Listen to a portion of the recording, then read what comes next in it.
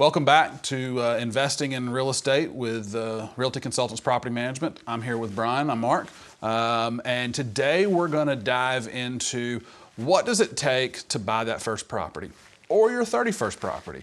We're going to talk about financially what you need to get into it and the different options for purchasing this property. So we're going to make the assumption today, Brian, that we've already identified that property. It's a home run. We're going to kill it with it. There's plenty of cash flow to make it a good choice. So talk to us about when you're looking at options of should I pay full cash? Should I finance it? What do I need to have planned? And I know everybody's going to be in a different situation. Not everybody has the means to be able to drop down $150,000 cash on a property and then take care of all the stuff that needs to get done. Some people do, but don't want to. So walk us through the different options that are out there for you. Okay, yeah. So back to your point, which one's better, financing or paying cash? Like we always say, it depends. And really it depends on what you're looking to get out of it. So if you've got a large lump sum of cash that you need to put into something that's going to bring you a return, let's call it, okay, I've got this retirement and I need X amount of dollars to live off of on a monthly basis. And I'm pretty sure it's going to bring this amount with all the risks and everything looked at and taken care of. Then it's fine to do that, and you put that and you spread that out over certain real estate, and then it just brings your return. When financing comes into play, it's really you're trying to leverage. So for the most part, if you're getting financing, you're gonna have to put roughly around 20% down if you're doing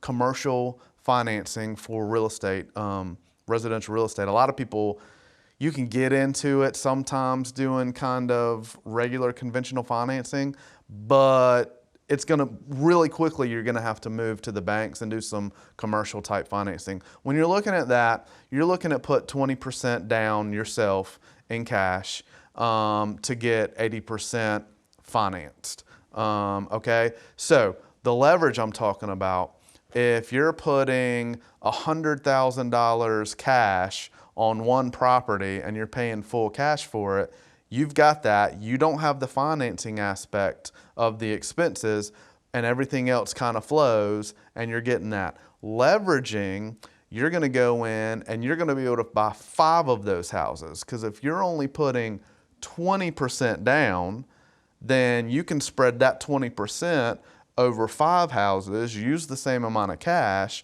Now you have the mortgage and interest expense component to the equation, but you've leveraged that same $100,000 into 5 houses. Sure. And as we've talked before, that gives you, it spreads out the risk, the vacancy costs, things of that nature. At the risk of going down a rabbit hole, you talked about 2 things in the financing side, and you mentioned it. So there are 2 options when you're just getting started. You can go the conventional mortgage route, which is your traditional, go to a mortgage loan officer, get a 30-year mortgage, and go buy that second home or investment property. And that's option 1. Option 2 is the true commercial route, which is talking to a commercial lender and identifying this stuff. You're probably going to be looking at a 20-year amortization, possibly between 15 and 20 in your availability to you. But walk us through, I know that what my preference is, and I think it's your preference. Walk us through the benefits of versus the conventional route versus the commercial route. Yeah, so they're very different. First of all, if you've bought a personal residence, you know that going through the financing process can be quite tedious. Very tedious. Lots of information, lots of back and forth, lots of stuff. It's beneficial because it's going to cost you less, or maybe not cost you less. You're going to be able to spread it out, borrow more money, But you're only going to be able to do that a couple times. Once you have so many, and the rules change all the time, but once you have so many properties under your belt, you're not going to be able to do this. So then you look at the bank aspect. The bank aspect, the commercial financing aspect, is going to be a shorter time period, most likely 10, 15, you may find a 20, depends on what the bank's willing to do. A lot less tedious. Because the bank's really looking at the business aspect of it. Do you have the business acumen to make this work? The bank looks at it as they're partnering with you on this deal, and they want to make money in the form of interest, and they want to make sure they're going to get that out of it. Versus when you go kind of conventional financing, you're borrowing our money, you can say the same thing for the bank, but they're looking at it from a different perspective. The conventional is looking at it, are you going to be able to pay your bills? The bank's looking at it as, from a partner standpoint, are you a good business partner to go into business with? Absolutely. So, as we've talked about on other episodes, setting up your team. An important part of your team, as we've mentioned before, is your real estate agent, your property management company, your attorney, your accountant, and your commercial banker. And let's just be honest, when you're doing this and you're getting started, it's super important to have that relationship with that commercial banker. And as you mentioned before, I want to hear, so the difference really is going to be in the amortization of the loan. So you're looking at a 15-year, 10, 15 or 20-year amortization versus on the conventional side, a 30-year amortization. But at the end, if you can get through and you can make the deal work, and remember, we assumed at the start of this that we had a fabulous deal. Mm-hmm. So spreading this payment out over 30 years may not make sense. It may make more sense to get it done and paid off in 15 years. But you've developed a relationship with a commercial person who is going to, once you do the first deal and they've got all your information, guess what happens when you do your first deal? The second deal comes, the third deal comes, the fourth deal comes, and the 41st deal comes, and you've done it with someone who has grown to know you, knows that you have the ability to get these deals done, and your intelligence, your real estate intelligence has grown over, so they're more apt to just push it through and make these deals happen for you. Yeah, I would say don't get, I'm speaking from experience here, don't get discouraged if the first bank you talk to says you can't do this. Just keep working, keep talking to different people. Different banks have different banks have appetites for different types of investments. Especially like right now, single families, there's just not a huge appetite for it out there currently. But there are banks that will do it. But like Mark said, once you get one that goes, hey, I'm going to give this person a go at, I'm going to partner with this person. That's what the bank's looking at. I'm going to partner with this person. Once you get a few under your belt and they're working, it's going to be a whole lot easier after that. Absolutely. So we have determined the correct property. It's a knockdown home run deal. We're going to pay cash or we're going to get financing to buy this property, depending on what is beneficial to us and what our needs are. And so we're ready to go into this.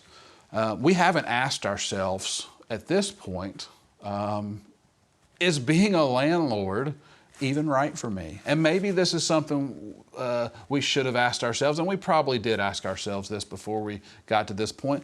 But I think it's important, Brian, that we talk about,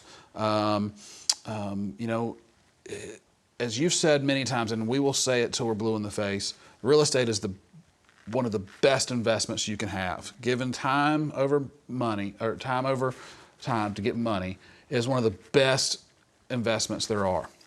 However, not everybody needs to be investing in real estate. So let's walk through why someone should or should not become a landlord. It really boils down to your stomach. And I say that it's like if I had washboard abs, I should be able to buy real estate. Yeah, absolutely. So You got to be able to stomach the ups and downs. And you've heard us talk about kind of, when you're first getting started, buy as many as you can, as quick as you can, because it diversifies your risk. The less amount of properties that you have, the more stomach issues you're going to have, the more roller coaster issues you're going to have. Because let's say you have one property and it's been doing good, and then all of a sudden you get a vacancy for 2 to 3 months. But on top of that vacancy, you have an HVAC that needs to be fixed, or you've got a bunch of rehab that has to be done because the person moved out. All right, you've got no money coming in on this. If you haven't banked that money to begin with, or you don't have a place to get it, those are the stomach issues I'm talking about. And this is what leads to, I can't handle this, I'm gonna get out of this. I can't handle this anymore. So really, it really boils down to, if I'm gonna do this, I have to understand there are ups and downs to this. There are times when it is fabulous.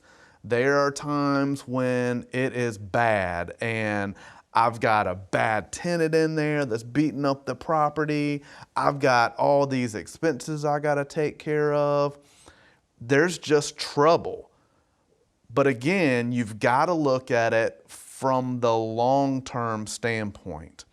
When you have short-term periods of really good times, fabulous. But you're also gonna have short-term periods of some not so good times. Look at it from the long-term perspective. It's all about building the wealth over the long term. Absolutely. And as someone who is looking at this, that may have be apprehensive about going into this, and I know we've talked about buy as many as you can up front, hit the ground running. Well, let's just be honest, that's not always possible. Right. That game is not always financially possible, even for the person that would be a great real estate investor, but they need to get off started and get one, or that's not in their strategy to do that. As an individual, and I think what you've said is spot on. It's a guttural thing. I mean, it is a gut thing. It is a gut. You are going to get gut checked during this process. Mm-hmm. There's no question. It's if you feel like you have the intestinal fortitude to be able to withstand that, not that it's going to feel good, but that you can get past it and still see the long-term game, then investing in real estate is for you. If you can't, if you know as a person that if something adverse happens and you are literally going to not be able to get past this, and it is just going to be, then it's probably not for you. Yeah. And the more you think about it, it's even people who are not entrepreneurs, but still have that entrepreneurial spirit within them. Maybe they don't own their own business. Maybe they're working for someone else, yada, yada. This is a great way to let that spirit out, to let that entrepreneurial spirit out, because those are the people, they kind of thrive on that kind of, gut issue. They know they can get past it, but again, they're looking at it from the long-term perspective. Absolutely. And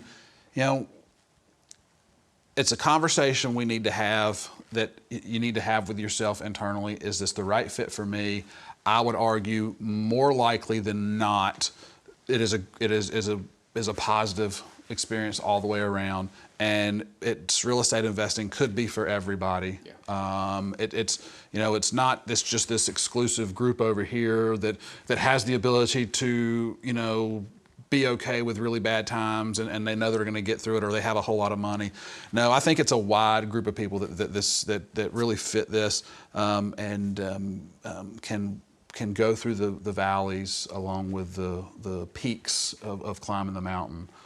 Yeah, I would also add to that, this is where you can really bring in property management company. The property management company is going to filter a lot of the stress out of this business. whether you have one property or whether you have 100 properties. They're going to filter out a lot of the stress. They're not going to filter it all out, okay? You're still going to know if you're dealing with 2 months worth of vacancy, issues. But what they're going to be able to filter out is the stress of the time piece of it and how much time I'm putting into my investments. They will do that. Let's just be honest, the goal of this is to be able to build something that's going to pay you back and pay you back while you're not working. Well, let's look at it this way. If you're having a toilet call to come fix a toilet at 12 midnight, you're working, and you're probably working in hours you normally wouldn't be working. So that being said, you're kind of not getting that kind of, I'm going to sit back and do well and collect on my investment while I'm not working. That's why it's so important to have that property management company involved. And I will take that a step further and say having that professional advice, that company that knows how to vet tenants, knows how to deal with adverse situations, handling the untimely calls. It avoids the stress of those things, but even more so, I think it increases your chances for success in the long run, right, because they have a level of expertise that most new property investors do not have. They will get eventually. And how do you get that level of knowledge and experience? Is you get whacked over the head a lot, and you make bad decisions. Well, bringing in that partner, that team member that has experienced that, is going to help you and help your chance of success greatly. Totally. Awesome.